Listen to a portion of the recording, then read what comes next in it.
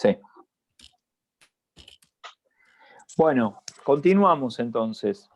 Decía que en la entrevista, Zygmunt Bauman se refiere también a la globalización. Y él me parece que habla de una cuestión muy interesante, porque él lo va mixeando entre esta modernidad líquida, que estas transformaciones de la modernidad líquida necesariamente se corresponden con una transformación de las relaciones sociales, ¿sí? Y una transformación de las relaciones de poder, ¿sí? Él habla de un poder que se vuelve global y una política que se vuelve local, ¿sí? Entonces, lo que empieza a aparecer con la globalización, ¿sí?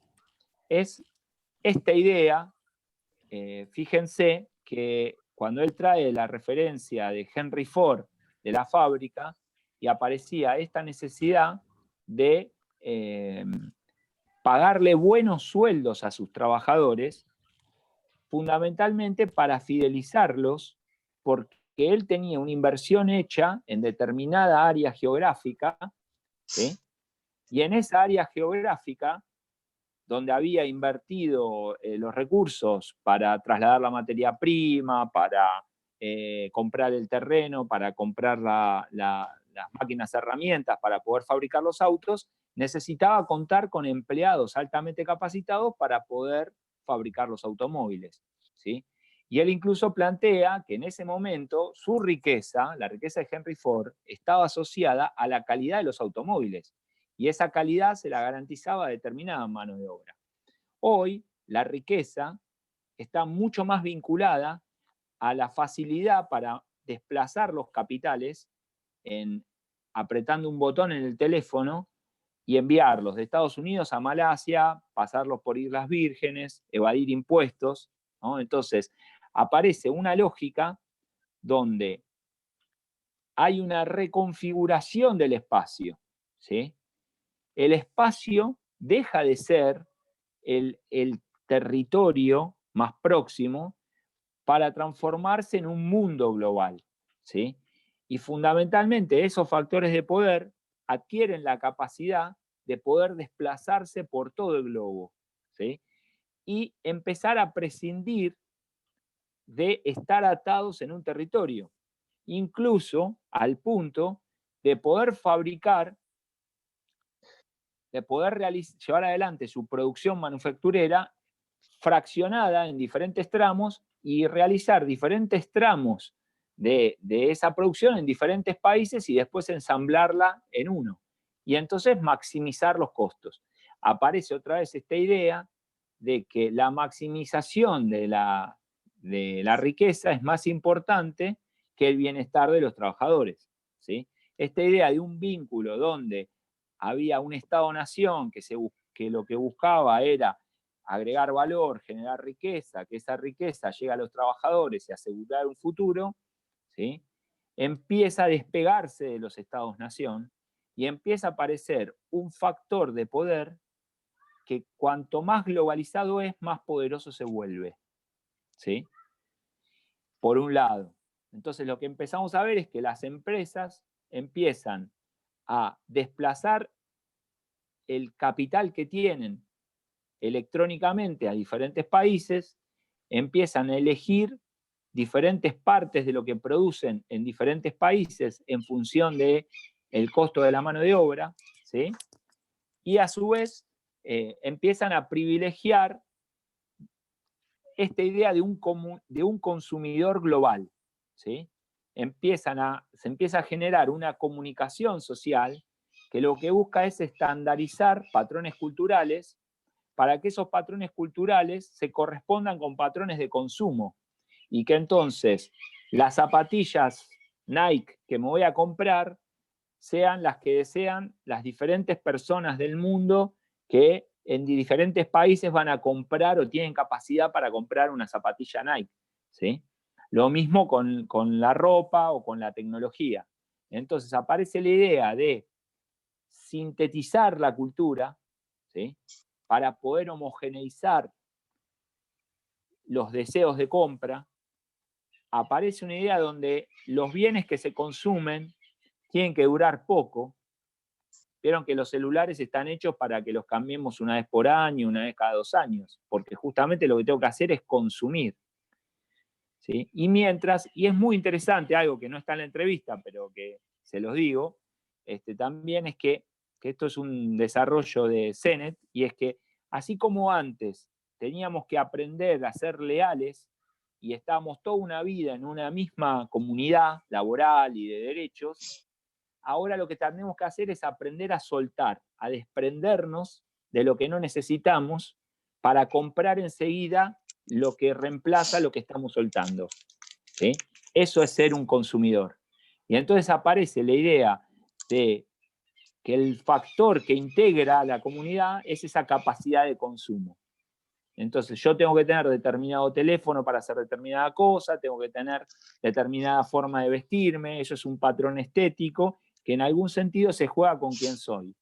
Y eso tiene que ver con las diferentes experiencias a las que este momento, esta modernidad líquida, me propone convivir. ¿Sí?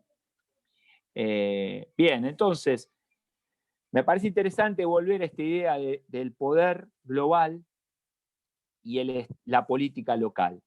Porque otra de las cosas que explica Bauman es que las reglas que ordenan la vida en sociedad son de los estados-nación. Y hoy hay muchísimas corporaciones mucho más poderosas que un montón de estados. ¿Sí?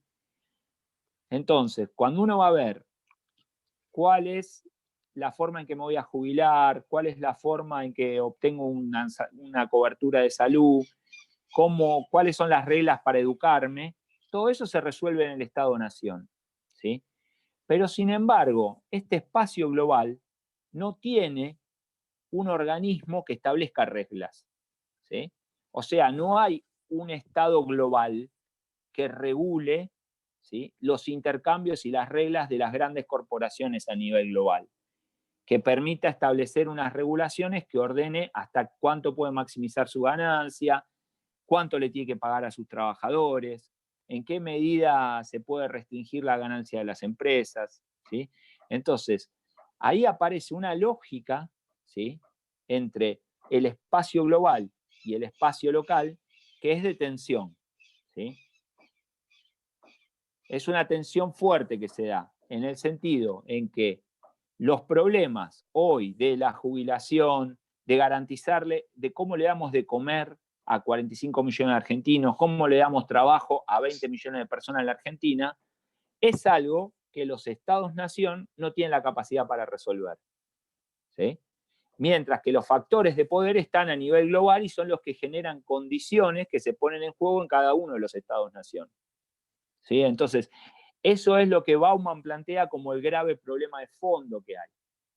Los estados nacionales no tienen la capacidad para resolver los problemas que las corporaciones en el espacio global generan como condiciones de producción, ¿sí?, como condiciones para obtener ganancias. ¿Y cuál es el otro problema importante?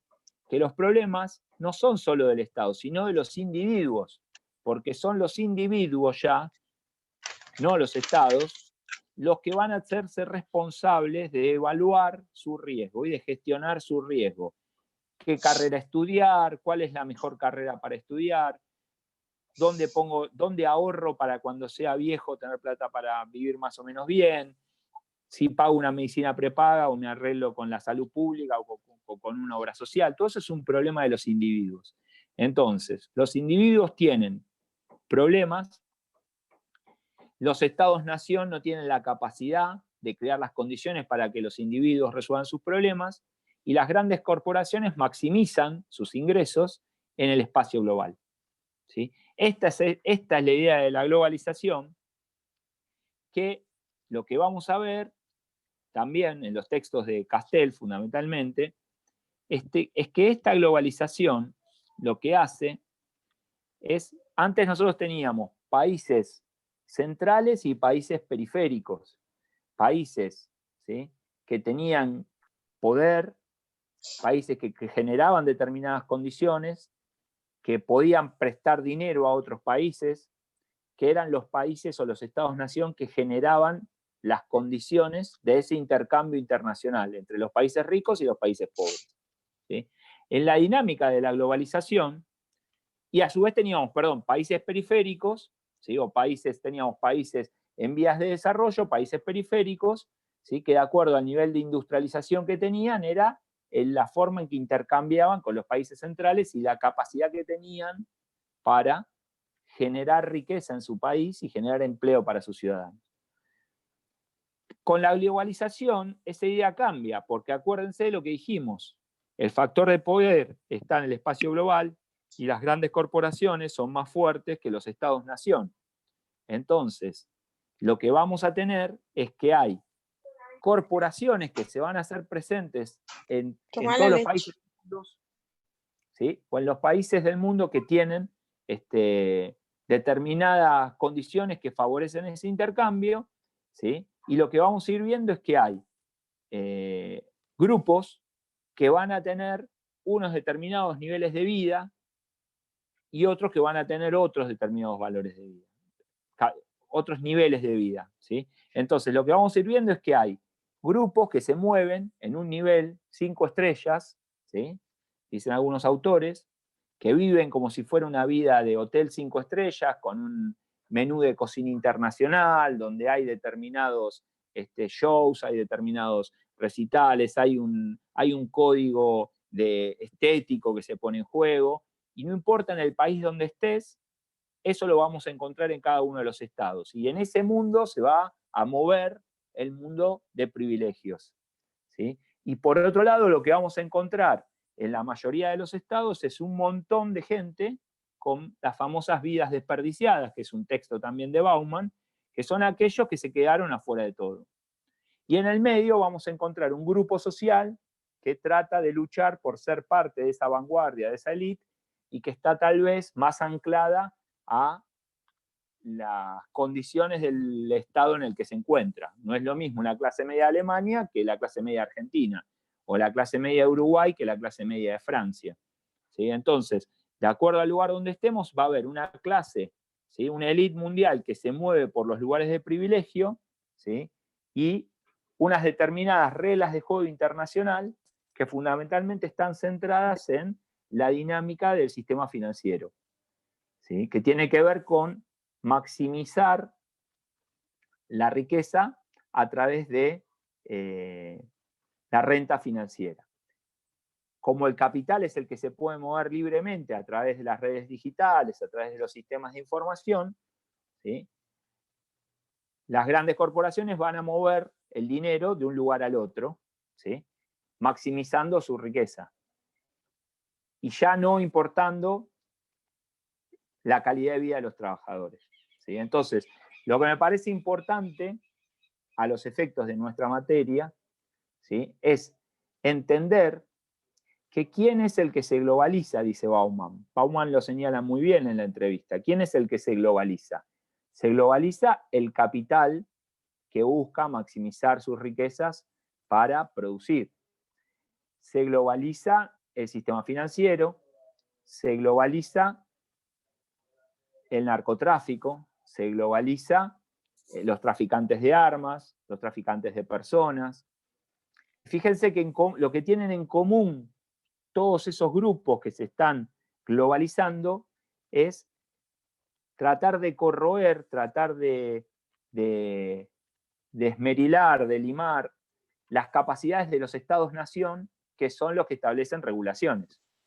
Entonces, si hay un estado-nación que establece una regulación, ¿sí?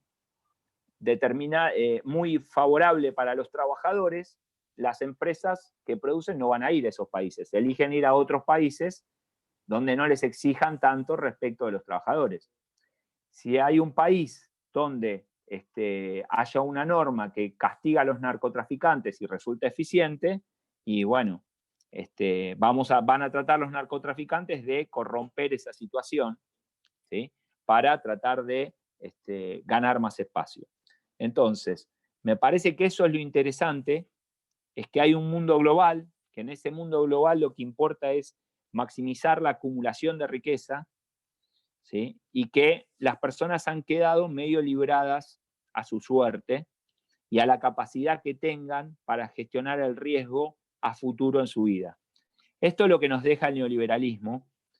Este neoliberalismo ha generado un impacto importante en las instituciones, transformando la forma en que se organiza la sociedad, pasando de lo que era la modernidad con pleno empleo a la modernidad líquida, que se caracteriza por tener estados-nación débiles con un factor de integración social que es el consumo, ¿sí? Y al mismo tiempo genera una globalización del espacio donde se mueven los factores de poder.